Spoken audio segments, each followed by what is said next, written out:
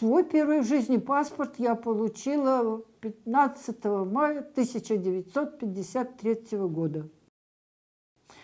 И мне было уже вот 26 лет. В паспорте у меня была 39-я статья. Это, как он на нашем языке это назывался, волчий билет. Куда бы я ни приезжала, я показывала этот паспорт, и со мной уже говорили, а где, и сколько, и почему.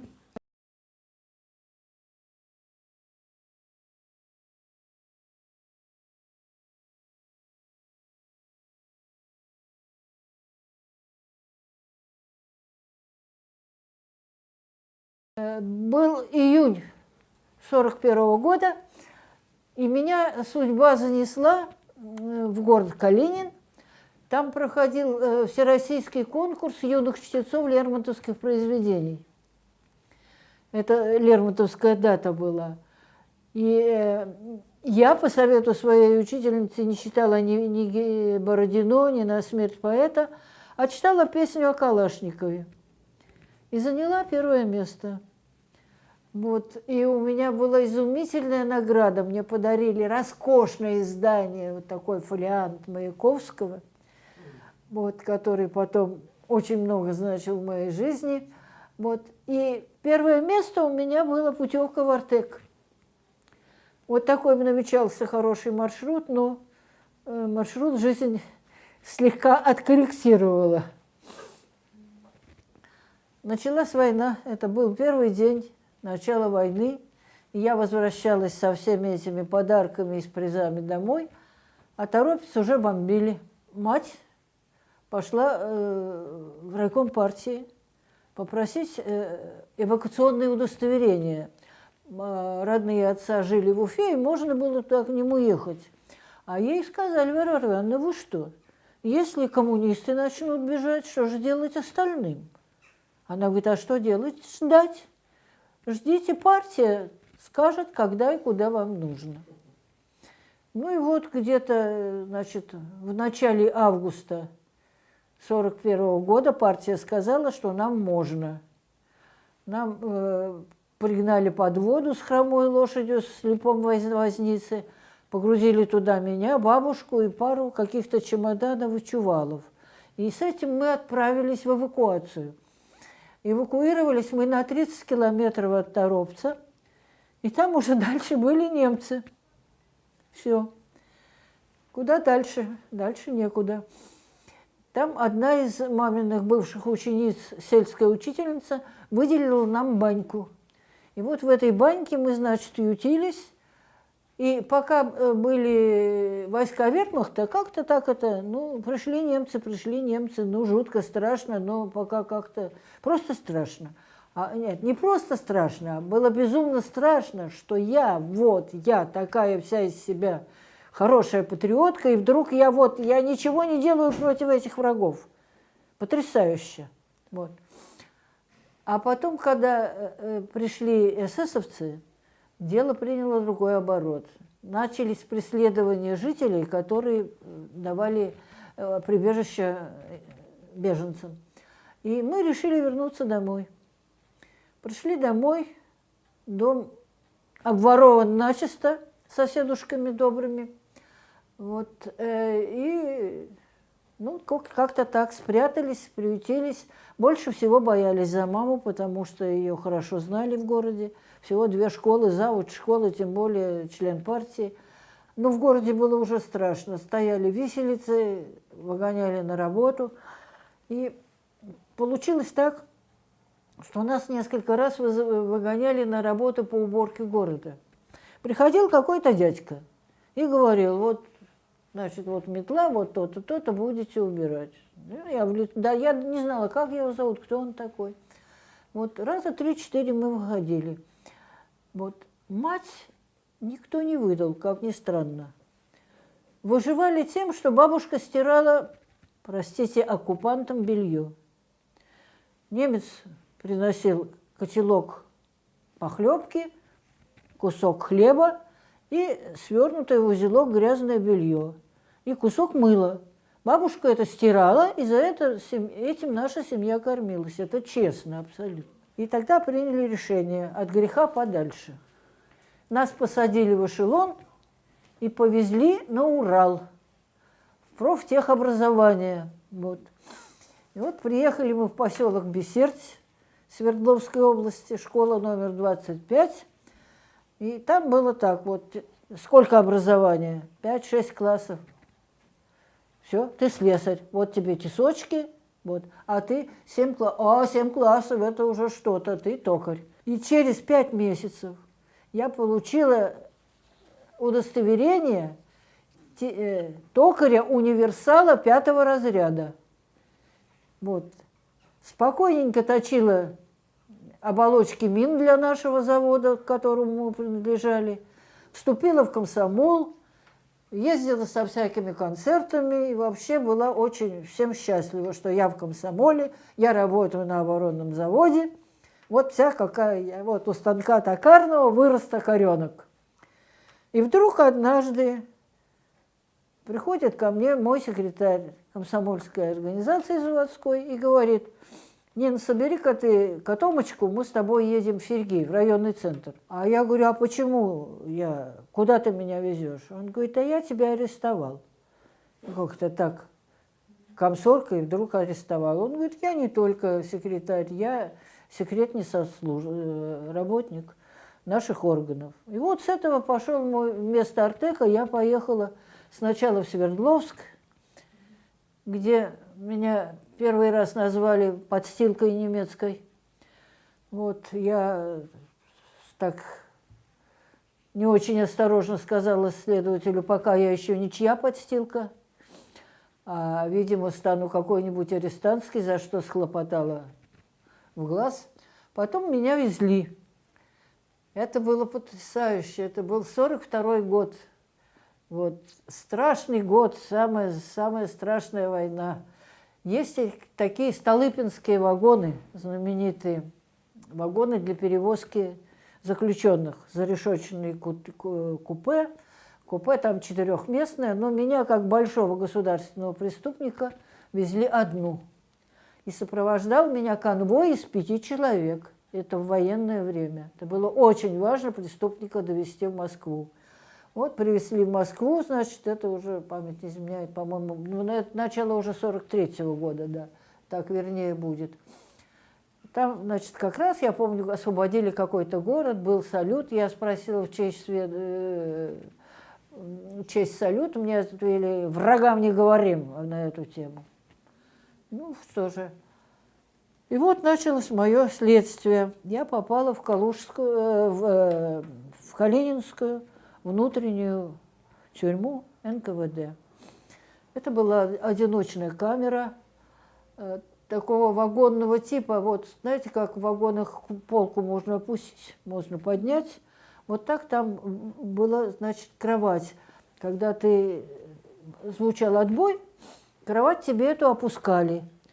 Когда подъем, эту кровать опять привинчивали к стенке. Была еще тумбочка, вделанная в пол табуретка. В тумбочке там, значит, деревянная чашка, деревянная ложка, деревянная кружка. Железного нельзя, мы что-нибудь устроим, мы такие. Вот. И такой увесистый сосуд, именуемый в простоте парашей. Вот. И начались допросы. Меня вызвал к себе капитан Карусенко, на всю жизнь помню своего следователя, и сказал, что вот у нас есть данные о том, что ваша мать, Маниковская Варвара Ивановна, во время оккупации добровольно стала сотрудничать с немцами, и не только с немцами, но она еще работала на немецкую и польскую, и, кажется, японскую разведки. Я говорю: да мать-то у меня вот литератор. Ну, это мать ведь вам все откровенно не рассказывала, вы знаете, она очень подготовленный диверсионный работник. Они умницы, они никогда не откроют всего этого. Мне показывают на одном из допросов показания моей матери. И там написано, что вот тогда-то, тогда-то происходило то-то, то-то, и я делала то-то, то-то. В общем, так вот, подпишитесь, что все это правда, и вы сделаете доброе дело для себя и для матери. Я сказала: я подписывать не буду. Он говорит: тогда будете долго думать. И началось вот то, что было самым большим изуверством на моем пути, это ночные допросы, суточные. Значит, вот он меня вызовет и говорит: ну, мы сегодня подпишем, Ниночка? Не подпишем, гражданин начальник. Ну, тогда постой. Я стою, а он пишет, курит там, пишет. А что делать? Надо как-то заполнять время. Хорошо, что я очень много знала стихов. Очень много знала стихов. И я их про себя читаю, и Руслана Людмила, и Калашникова своего, и все это вроде время течет. Ну так, вроде с милостью. Устала? Устала. Ну, присядь. Присела. Ну, будем подписывать? Нет. Ага, ну ладно. Уведите. Уводят. Без 26 я попадаю в камеру. Падаю на койку, в 6 койку у меня привинчивают. И я остаюсь на этой табуреточке. Вот. И там, если я только вот так голову склонила, уже открывается окошко и говорят: не спать, не спать. И вот так 4 суток подряд. Это было самое страшное, что было во время следствия. Я ничего не подписала. И вот 7 марта 1943 года нас судил военный трибунал Московского военного округа. Вот. Предъявлено было обвинение по самой страшной для меня статье 58.1а «Измена Родине». Эта же статья применялась и к Маниковской Варваре Ивановне, к моей матери. Ну, судили там минут 30, все это нам изложили, кто и в чем виноват. И суд без вызова сторон обвинения, без участия сторон обвинения и защиты и без вызова свидетелей. Хорошие формулировки. Суд ушел на заседание. И вот тогда нас с матерью нам разрешили подойти. Конечно, это была самая, наверное, страшная минута в той моей жизни. Вы понимаете, 16-летняя девчонка, во-первых, настолько сломанной своей человеческой судьбой. И вот мама, и она мне говорит, вот сжала мои руки, да, еще я курить в то время начала, и где-то какая-то добрая надзирательница мне дала полпачки махорки, были такие. А мама всю жизнь курила. И я ей даю эту полпачки махорки, она говорит: а ты что, куришь? Не рано ли? Я говорю: мама, ну мы же идем вперед в то время. Да. И она говорит: доченька, вот слушай меня внимательно, нас сейчас разъединят. То, что сейчас происходит, это величайшая несправедливость, но это пройдет. Это пройдет. Я не доживу, я это знаю, но ты доживи. Я тебя заклинаю, выживи и займи мое место в партии. Не затаив себе зла ни на родину, ни на партию. И вот мой тебе зарок: выживи и займи мое место. Это сейчас, вот через вереницу лет, можно представить, что за 15 минут до смертного приговора человек отдавал наказ своей дочери, Варваре Ивановне Маниковской. Высшая мера социальной защиты, так это звучало. Высшая мера – расстрел. Причем Маниковской Нинель Петровне, учитывая несовершеннолетний возраст, 10 лет исправительно-трудовых лагерей, без поражения в правах и без конфискации имущества, как не имеющей такового. И вот, когда я это услышала, я уже не помню, что со мной было, и когда меня в этот пенал поставили, и я через щель видела, как провели мою мать, вот тут уже, даже в тех условиях я потеряла сознание. И когда нас выгрузили уже не во внутренней, а в общей тюрьме, в общей камере, и там среди тех, кто был в этой камере, попала женщина, которая 2 месяца сидела с моей матерью. И она рассказывала, как ее приводили к камере, в которой я сижу вот на этой табуреточке, скорчившись, открывали этот волчок, глазок, и говорили: вот смотри, что с твоей дочерью. И только ты можешь изменить ее судьбу. Да после этого что мать не подпишет. Пошел мой маршрут. Маршрут пошел по этапу. Этап это действительно, особенно дальний этап, это было ужасно. Потому что, вот представляете себе, простая теплушка, товарный вагон. С одной стороны, вот двери раздвижные с одной стороны, и с другой стороны, еще сверху он вот так поделен, верхние нары и нижние нары. И внизу, и битком, и сверху набиты люди. Вот. А в стороне, простите за бытовые детали, сделано отверстие, туда выведена труба и сверху крышка. Это значит наш санузел. И вот это путешествие могло продолжаться месяц в таких условиях. Сидели мы там, скорчившись, кто как, кто что. 2 раза в сутки нас пересчитывали конвоиры.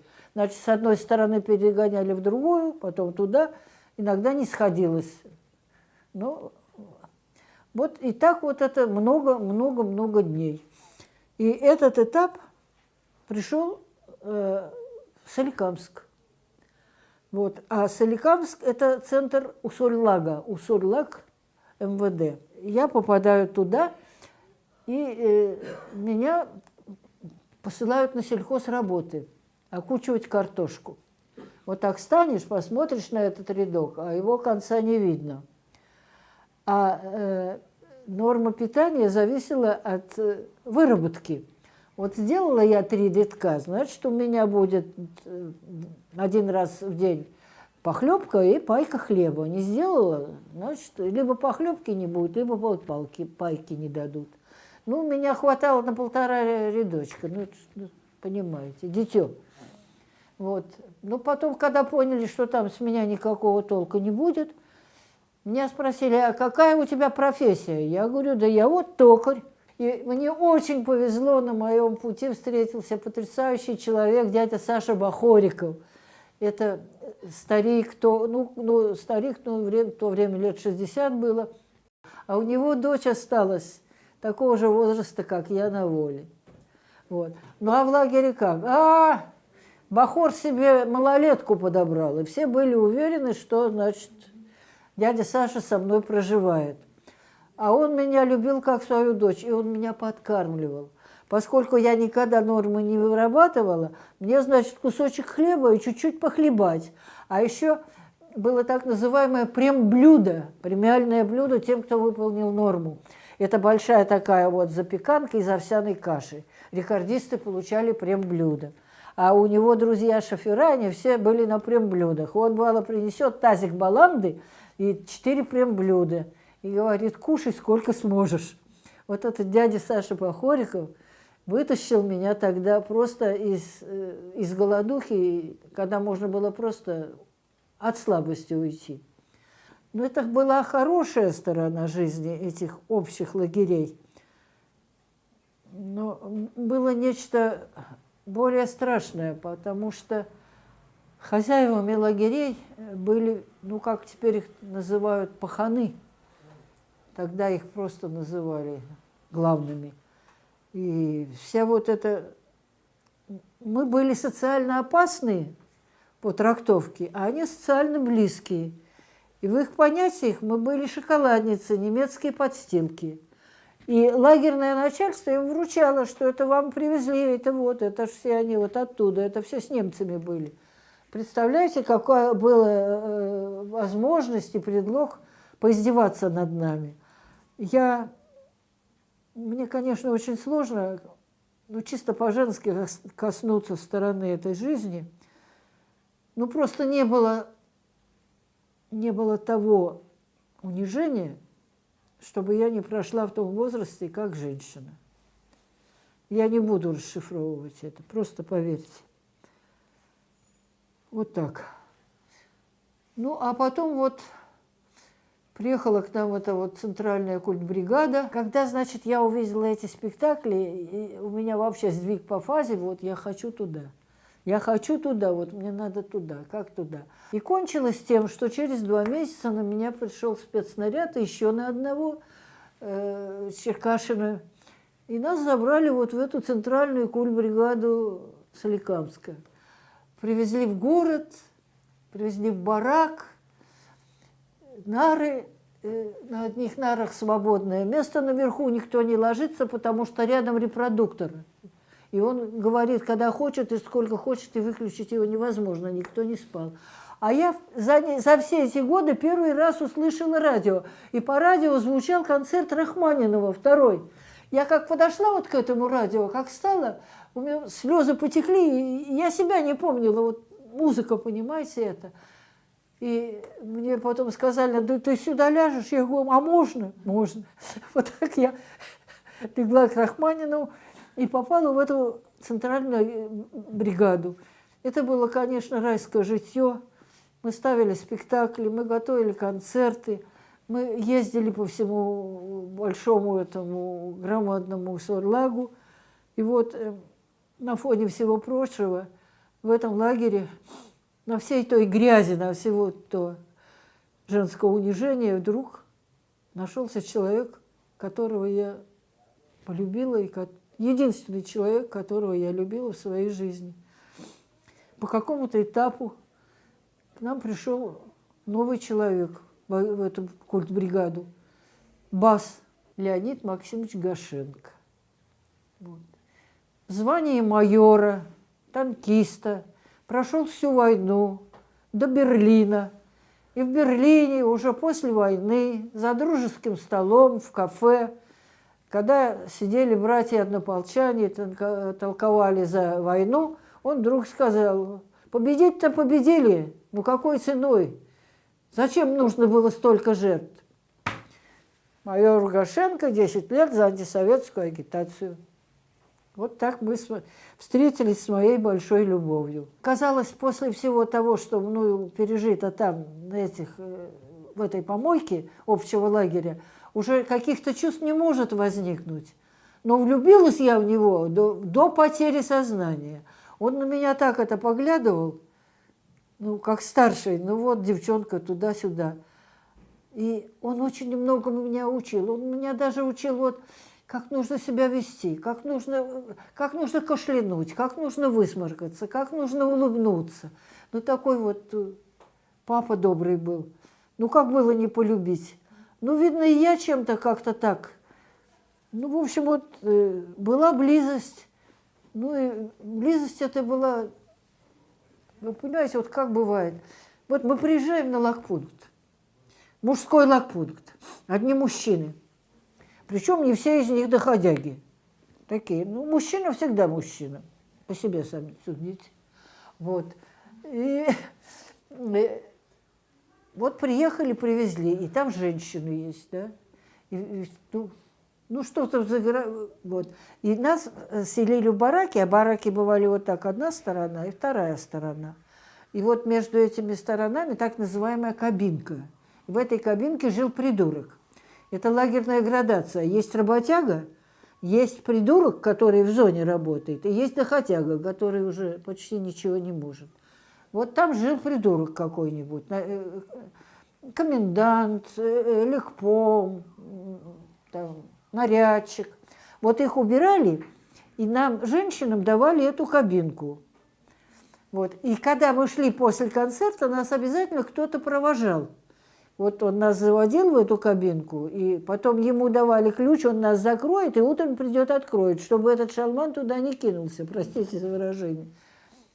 Ну и как вот, идет меня Максимыч, провожает, мы, значит, доходим, ну, я смотрю, Леонид Максимович, потому что я знаю, что у нас же мужчины, те же мужчины были, и не брезговали зайти в эту кабину, раз случилась такая возможность. И он мне говорит: ну иди. Я говорю: поцелуй меня. И он мне целует руку. Я сошла с ума. Вы представляете, в тех условиях, среди этого кошмара, человек, у которого может быть что-то другое, он мне целует руку. Это все. Это было на всю жизнь. И потом только как-то так сближение произошло. Это было 2-3 случая. И дело было не в этом, это было не главное ни мне, ни ему. Мы как-то были в другом мире. И потом мы надеялись на свое общее будущее. Судьба, правда, иначе сложилась. Развезли нас по разным лагерям. Но у меня это была одна, если все, что можно назвать действительно в полном смысле слова любовью. И вот тогда родились эти стихи «Ты был или не был в жизни у меня». Вот. Это был Леонид Максимович Гошенко. А у меня пошел потом уже второй этап моей жизни. И вот едем, опять такой же этот товарняк, везли долго, очень долго. Спрашиваем через решетку, что на вагоне написано? Что написано? Ну, там обходчики проходят. Что написано? Что на вагоне написано? Караганда. Ребята, на юг едем, Караганда, с северов. Давай рвать свои эти самые телогреечки, купальнички себе шили, на юг ехали. Ну и приехали. Голенькая степь. Бетпак дала. Голодная степь. Вот. Джасказган. В нескольких километрах, кстати, Байконур. Теперь-то мы знаем. Вот. Лакпунт, Кингир. Это особые лагеря. Потом вот уже в этой жизни, когда мне довелось побывать в Дахау, я посмотрела на тот лагерь, в котором, там, по-моему, Карбышева они томили в Дахау. Вот. Это один к одному с нашими лагерями, вот этими особыми, но у нас не было крематориев. Там были а у нас все остальное один к одному. Вот. Режим такой, значит, 10-часовой рабочий день. Вот. Передвигаться по зоне только пятерками.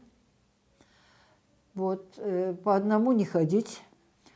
Вот, все время, кроме того, что ты вот там справляешь какие-то нужды и ходишь на питание, и уходишь на работу, ты находишься под замком. Всю ночь, и все. Вот. И самое оригинальное, что нас больше не стало. Ни Маниковских, ни Петровских, никаких. Просто у каждого был свой номер. СО-862. Когда бываю в этих самых, бывало еще вот, когда ходячая в камере хранения, всегда эту набирала, это ж не забудешь. СО-862. Мой лагерный номер. Мы строили джаз по-казахски медь. Джаз-Казган. Вот когда мы только прибыли туда, громадное помещение, душевая такая, громадные там душевые эти воронки, баня считалась. Вот. И дали нам по кусочку мыла, пришли мы туда помыться, и работницы бани нам говорят: девчонки, вот сейчас вы смочите голову, намылите, но ни в коем случае не смывайте мыло. Потом не расчешете, будет ковтун. Почему? Потому что там 70% меди в воде. Представляете, в каком раю мы жили? И вот эта вот голубовая водица падает на тебя, и действительно, кто не послушался, пришлось остригаться. Потому что... А так мы, значит, это потом сняли, и все это вроде... Вот. И только общие работы, земельные работы, траншея, кирха, отбойный молоток. Вот, значит, летом в половине 5-го подъем, зимой в 5 часов. В лагерь привезли Акуневскую. Как Акуневскую? Акуневская – одна из первых заслуженных артистов Советского Союза, жена Бориса Горбатова, героиня его фильмов, вот, «Семья Тараса», или там еще был один фильм его. Идет по лагерю женщина в изумительном манто, голубого цвета манто, понимаете, вот такая шуба. Вот. Это в тех-то условиях, когда мы там все в номерочках. И все обалдели, шефствует Акуневская. А там были так называемые паучихи, мы их называли. Ну, там это вот, которые пригрелись на теплых местах, они уже там давно, они уже вот так живут за счет других. И вдруг у нее была должность, назывался старший контролер. Это царь и бог в лагере, на какой объект послать, что сделать, все. И она подходит и говорит: Татьяна Кирилловна, вот такое предложение. Вы нам уступаете вот эту вещь, а мы вам обеспечиваем безбедное, прекрасное пребывание в нашем лагере. Она говорит: а если нет? Ну, все равно же испортят, заставят вшить номер и все такое.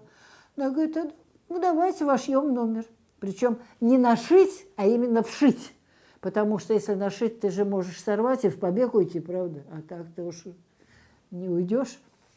И вот Татьяна вырезает вот такую вот зарплатку и во всю эту зарплатку вшивает свой лагерный номер. Потом, значит, ждали какого-то начальства, нужно было подготовить какой-то большой концерт. Меня вызывает начальник и говорит: вот там привезли эту какую-то актрису с Москвы, говорят, знаменитая, ты ее привлеки, сочините что-нибудь такое, чтобы я прозвенел.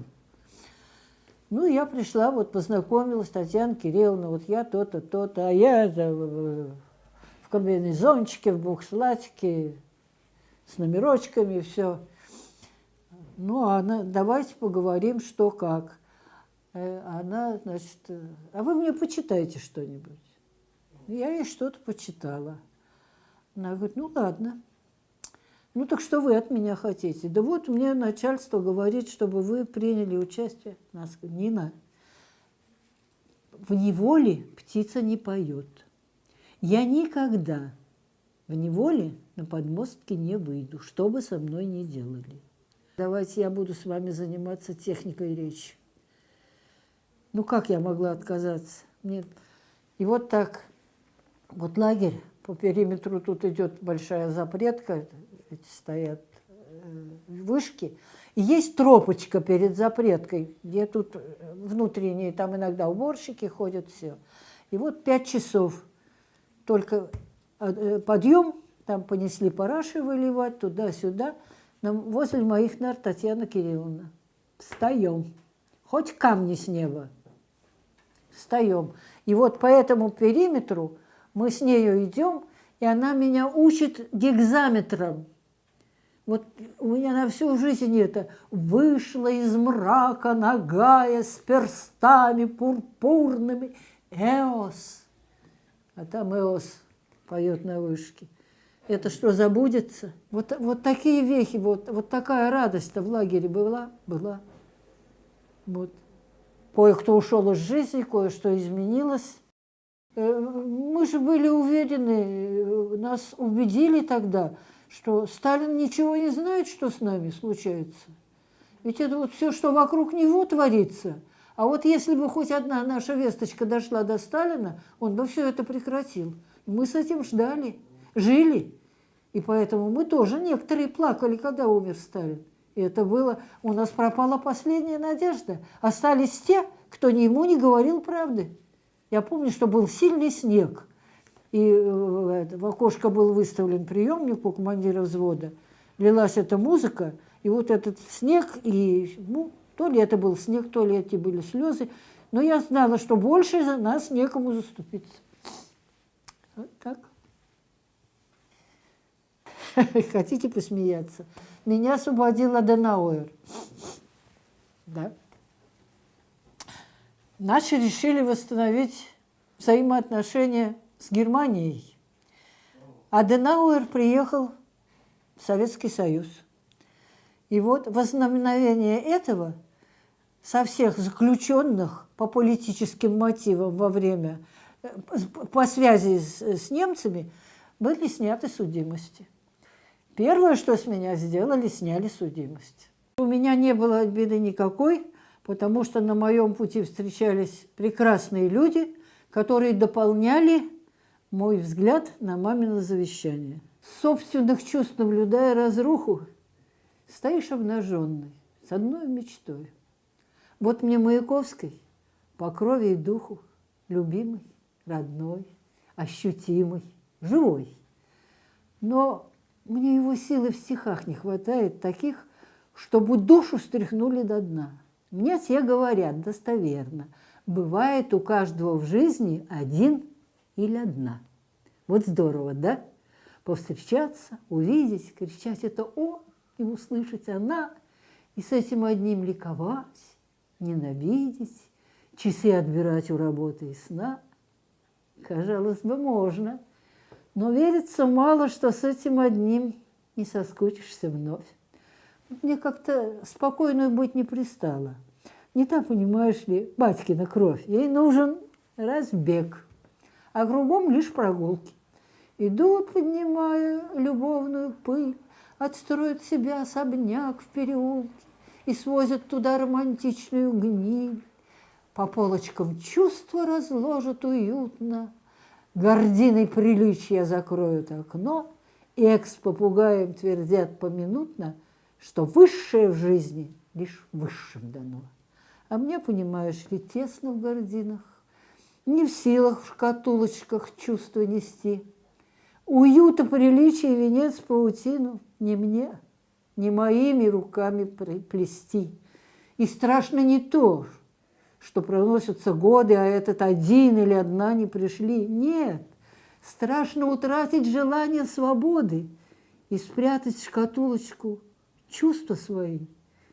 Меня не томят патефонные звуки, не мне под гавайские струны рыдать. Быть может, мои говорящие руки такую рапсодию могут создать. Быть может, во мне утонченность салона с шалманной грязью вплотную сплелись, и, может быть, каждому нерву знакомо, что значит подняться и трахнуться вниз, что значит обид ядовитое жало, что значит отрада кипучей борьбы. Не в залах салона, на нарах познала томление царицы и голод рабы. Быть может, глупа, и мой стих неуклюжий, и мне, как и всем, суждено умереть, но все ж до конца разбродяжу я душу, и с ней до конца буду сметь и хотеть. Вот если говорить о моей судьбе, выживая, мы все-таки жили.